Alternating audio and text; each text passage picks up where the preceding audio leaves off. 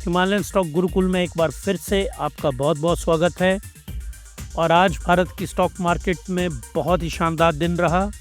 उसका first volume हमने पहले कर लिया है और ये सेकंड वॉल्यूम है आज का, जिसमें हम एनालाइज करेंगे कि और कौन से फैक्टर हैं जिनके कारण भारत की स्टॉक मार्केट ने आज रोलर कोस्टर राइड की है। पहले मार्केट नीचे गई, फिर मार्केट ऊपर आई, फिर नीचे गई और उसके बाद फिर मार्केट फ्लैट मतलब ऊपर आके बंद होती है। उसके रीजंस को हम देखेंगे।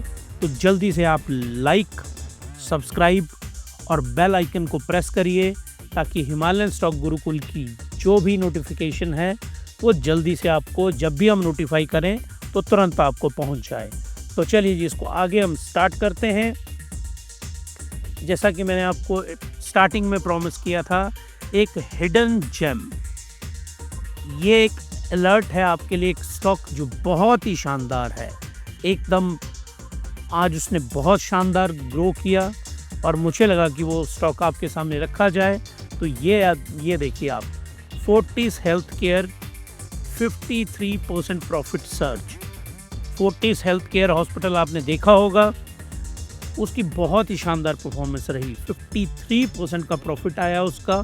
Q1 के रिजल्ट आए हैं इसके जो बहुत ही शानदार है और 52 वीक हाई के ऊपर हिट किया है स्टॉक ने। जो स्टॉक मार्केट है उसको इनके रिजल्ट, फोर्टिस के रिजल्ट बहुत अच्छे लगे।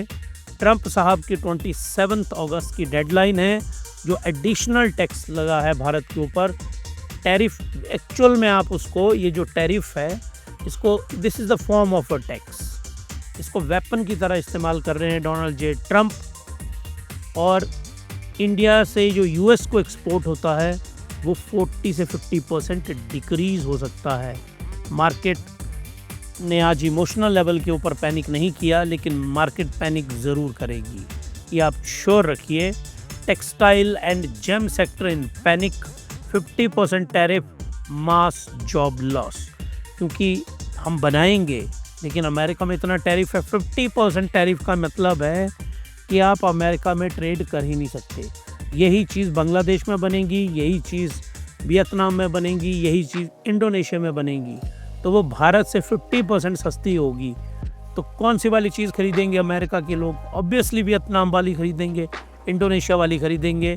तो हमारा जो जेम्स एंड ज्वेलरी का सेक्टर है, हमारे जिस सेक्टर को सबसे ज़्यादा फ़र्क पड़ने वाला है, textile and James and jewellery, in stocks को बहुत बड़ा फ़र्क पड़ने वाला है।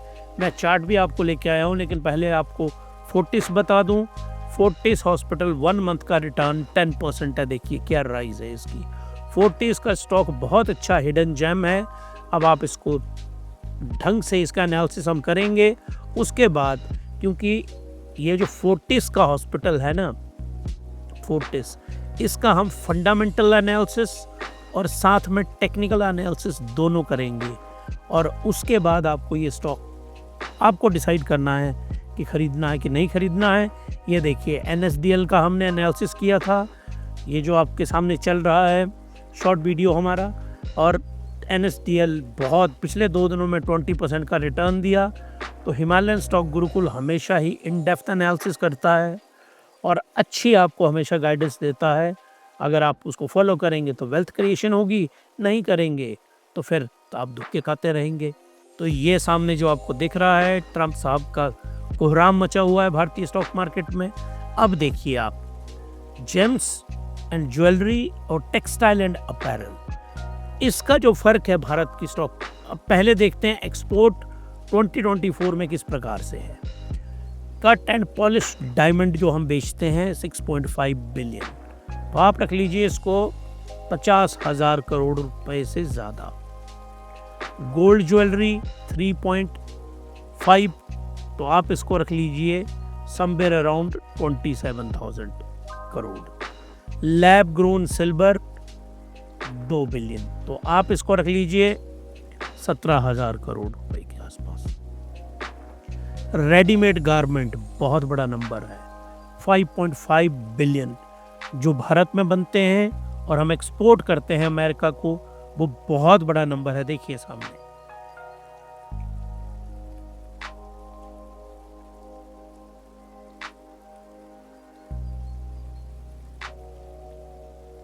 तो ये जो आपको यहाँ पे दिख रहा है ना कि किस तरह से ये इंडिया और अमेरिका का जो व्यापार है वो बहुत बुरी तरह से क्रैश कर रहा है। तो यहाँ पे देखिए home textile and made up 3.3 billion.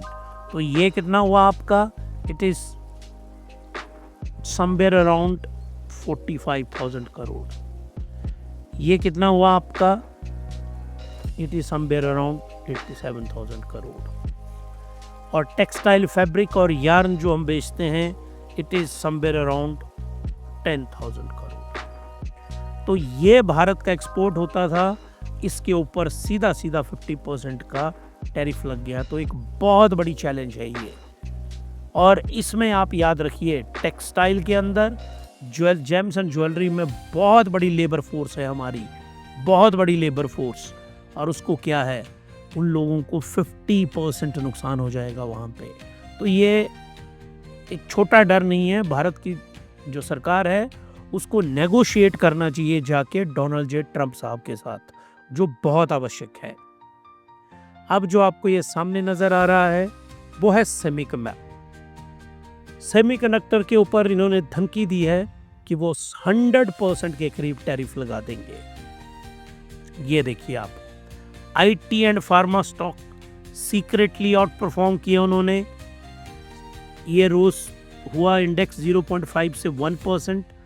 इसके पीछे जो लॉजिक ये रहा कि एक तरह की इमोशनल बाइंग हुई है। ऐसा कोई कुछ नहीं हुआ कि मैंने आपको पिछले टेबल में बताया कितना नुकसान होने वाला है।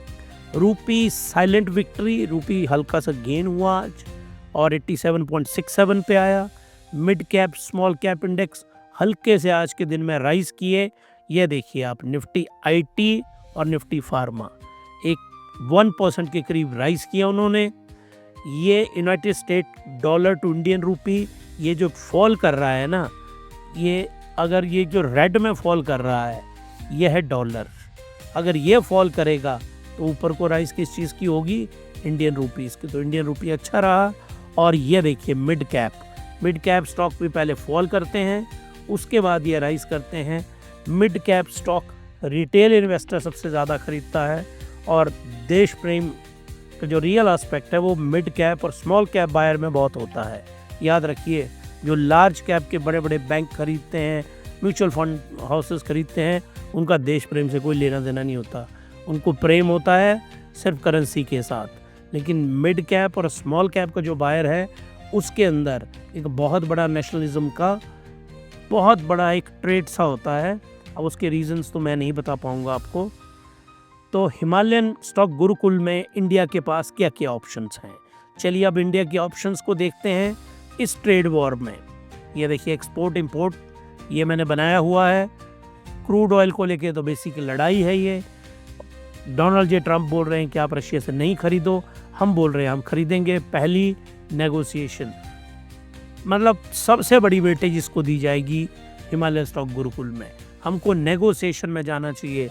वो जो आप देख रहे होंगे ना हिंदी चैनल्स में या अलग अलग कि अब हम चाइना की तरफ चले जाएंगे, अब चाइना हमारा दोस्त बन जाएगा, that is a stupid argument. China हमारा कॉम्पिटिटर है, वो हमारा दोस्त कैसे बन जाएगा भाई? हमें अच्छे संबंध उनके साथ रखने चाहिए। और चाइना में एक कम्युनिस्टिक सिस्टम है, हमारे यहाँ कैपिटलिस्टिक सिस्टम है। हमारा सिस्टम बिल्कुल डिफरेंट है, डेमोक्रेसी है। तो हम चाइनीज़ मॉडल को नहीं फॉलो कर सकते। तो जिनको ये वो एक शैलो जो एनालिस्ट है ना कि चाइना की तरफ जाना चाहिए, वो उसमें उनका खोखलापन नज़र आ रहा है। हमें चाइना रशिया के साथ अच्छे संबंध रखने चाहिए, लेकिन ना रशिया रिप्लेस कर सकता है अमेरिका को, ना चाइना रिप्लेस कर सकता है यूएसए के साथ। 25 ईयर लगाए हमने अच्छे संबंध बनाने में। उसको हम एक जो सनकी सा आदमी है डोनाल्ड ट्रंप, उसी से प्रॉब्लम है ना, बाकी तो अमेरिकन से प्रॉब्लम है नहीं हमें। तो उसके लिए हम पूरे अमेरिका से थोड़े संबंध खराब करेंगे। तो वो स्टूपिड आर्गूमेंट है। अब भारत की डिप्लोमेसी को मैं बहुत क्लोजली नोटिस कर रहा हूँ कि वो नेगोशिएशन किस लेवल की करेंगे। यहीं पे डिप्लोमेसी और उनकी जो ब्रेन पावर है वो दिखेगी यहाँ पे। सब्सिडाइज एक्सपोर्टर्स, तो जो 50% का नुकसान हो रहा है, मान लीजिए आप हैं एक्सपोर्टर, आप $50 की का एक कंसाइन $100 की करते हैं। $100 की कंसाइनमेंट आप भेज रहे थे, ये मैं समझा देता हूँ आपको। सब्सिडी कैसे दी जाएगी? आपने $100 की कंसाइनमेंट इंडिया से भेजी, ये गई इंडिया से। अमेरिका में 50% का इस पर टैरिफ लग गया, तो अमेरिका में कितनी होगी? $150 की। अब जो यही कंसाइनमेंट बांग्लादेश से भी आ रही है, और बांग्लादेश की कंसाइनमेंट $98 की है मान लीजिए, क्योंकि उनके ऊपर टैरिफ भी कम है और वहाँ लेबर हमसे भी सस्ती है। तो भारत सरकार क्या करे, 60% इस 100 के ऊपर 60% या 55% की सब्सिडी दे दे, तो अब हमारा कितना हो जाएगा? $95। और कम होने के बावजूद भी बांग्लादेश के बजाय भारत का टेक्सटाइल बिकेगा। लेकिन भारत सरकार कब तक सब्सिडी दे पाएगी, कितनी सब्सिडी दे पाएगी, वो देखना बहुत ज़रूरी है।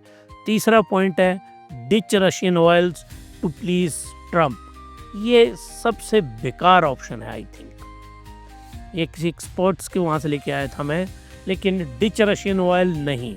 अगर हमने रशियन ऑयल को डिच कर दिया तो फिर हमने टैरिफ लिए क्यों?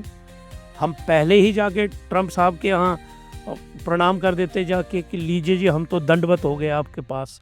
तो यहाँ पे भारत सरकार को स्टैंड अपना लेना पड़ेगा। चलिए जी आगे। अब भारत सरकार की ये जो हमारा लास्ट वाला व्लॉग है आज का, जो कि वॉल्यूम नंबर 3 होगा हमारा, इसमें हम टेक्निकल आउटलुक को डिफाइन करेंगे। तो ये सेकंड व्लॉग था। आई होप कि आप लोगों को पसंद आया होगा। तो अब आपसे मिलते हैं नेक्स्ट व्लॉग में। तब तक के लिए happy investing and good night.